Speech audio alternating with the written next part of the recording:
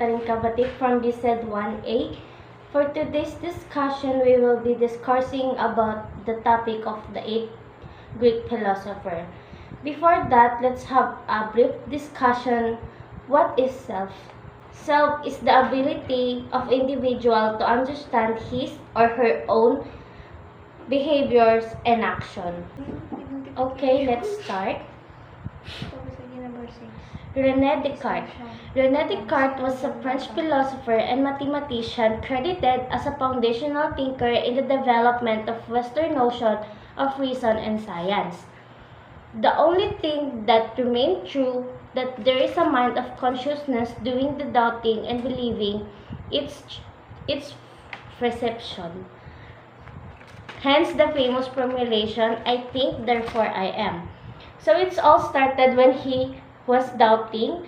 If you're doubting in something, it means you're real or alive. Doubting is already a proof na our self is existing. Okay, next we have John Locke. John Locke was English philosopher and one of the most influential thinkers in the field of understanding the self, known as the father of liberalism. So John Locke said that the consciousness is the self is a blank state or tabula rasa. Specifically, what we see, hear, smell, taste, or feel. Kabaliktaran niya si Descartes because Descartes said na walang kwenta yung mga senses because senses can lie and stimulate. The self for John Locke is yung mga senses. All our experience constitute of our life. So our experience shape and mold throughout a person's life. So next is Immanuel Kant. He was a German philosopher and known as one of the Central Enlightenment thinkers. So, according to Kant, a human person has an inner and outer self, which together form her consciousness. The inner self consists of his or her psychological state and rational intellect. Ang inner self ay binubuo ng ating zoological na kalagayan at ang ating makatwirang pag-iisip. Kasama sa outer self ang ating pakiramdam at pisikal na mundo. Nagsasalita tungkol sa panloob na sarili, mayroong a perception. Okay, next. We have Maurice Merleau-Ponty. Maurice Merleau-Ponty was a French phenomenological philosopher. Philosophy of Ponty is emphasized the body as the primary site of knowing the world. We have two concepts, the rationalism and empiricism. If we say rationalism, kamalayan ng kaisipan.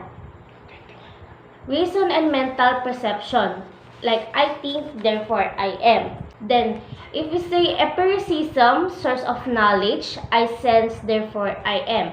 The self is embodied by subjectivity. Okay, next, we have George Herbert Mead. Sociologist George Herbert Mead claims that the self is not there at birth. This means that the self is not based on his inherited traits and another biological factors. Rather, the self is developed over time from the social experience and activities. The biological self is not the self.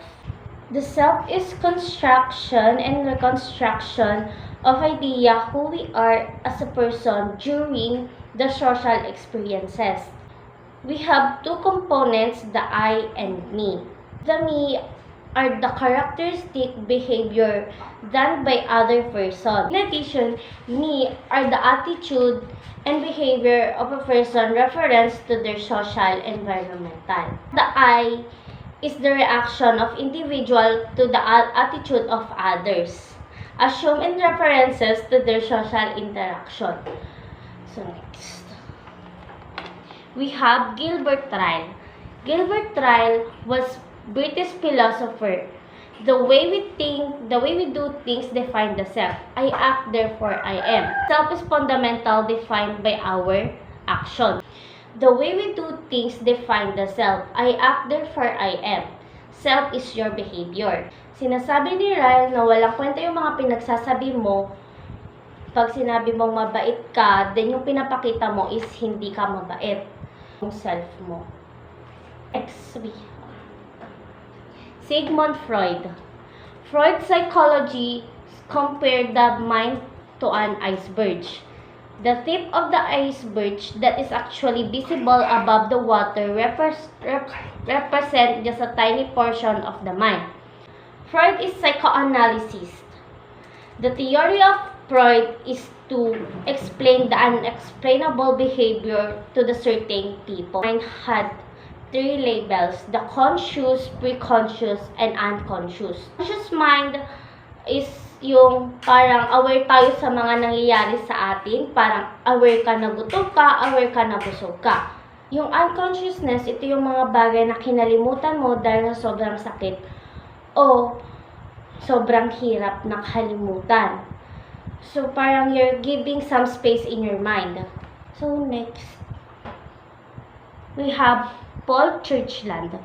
Paul Churchland is a Canadian philosopher and author known for his study of the brain, the philosophy of mind, and neurophilosophy. Physical brain, not the imaginary mind, give us our senses of self. Pag tinanggal mo daw yung brain mo, there will be no self. Ayon kay Paul Churchland.